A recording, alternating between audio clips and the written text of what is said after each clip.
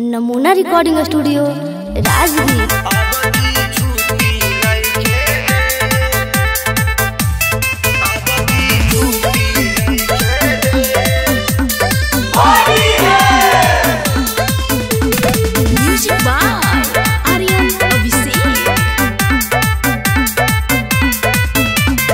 होलिया में ओइले ना सजनवा के रंग चोली के खजाना। अच्छा अरे होलिया में ओइले ना सजनवा के रंग चोली के खजाना। के ही रंगी गाल हमर के ही रंगी दे। अरे आसो नहीं आइबे मोर धनिया मालिक छुट्टी नहीं खेदे अब की छुट्टी नहीं खेदे मालिक छुट्टी नहीं खेदे अब की छुट्टी नहीं खेदे। अरे आ जाई ना। अरे कैसे आई हो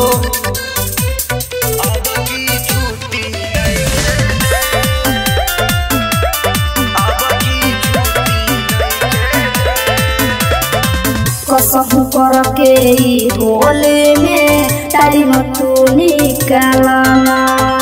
असो भर अकेले धनी फगुआ मनालना। हर कैसे हो आंसू के होली में राजा टाइम तू निकालना। असो भर अकेले धनी फगुआ मनालना।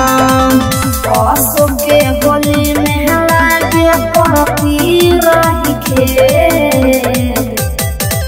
अरे अब की नहीं आइबे मोर रानिया हमके छुट्टी नहीं खेदे मालिक छुट्टी नहीं खेदे हमके छुट्टी नहीं खेदे मालिक छुट्टी नहीं खेदे।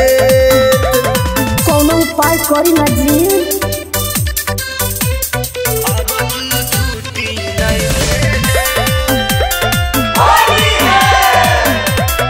नमूना recording studio Rajgir. Writer Ranjay Ravi Kant भी आई गेले घरे हो।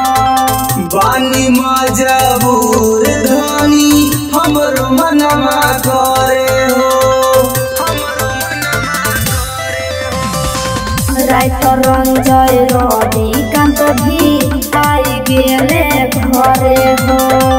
बानी मजबूर गोरी हमरो मनवा करे हो। आजा राजा घरे अब करबू नाही ले। अरे अब की नहीं आइबे मोर धनिया मालिक छुट्टी नहीं खेदे एह बेरी छुट्टी नहीं खेदे मालिक छुट्टी नहीं खेदे एह बेरी छुट्टी नहीं खेदे। अरे छुट्टी ना देता हो। अरे आ जाई ना। नमूना रिकॉर्डिंग स्टूडियो राजगीर।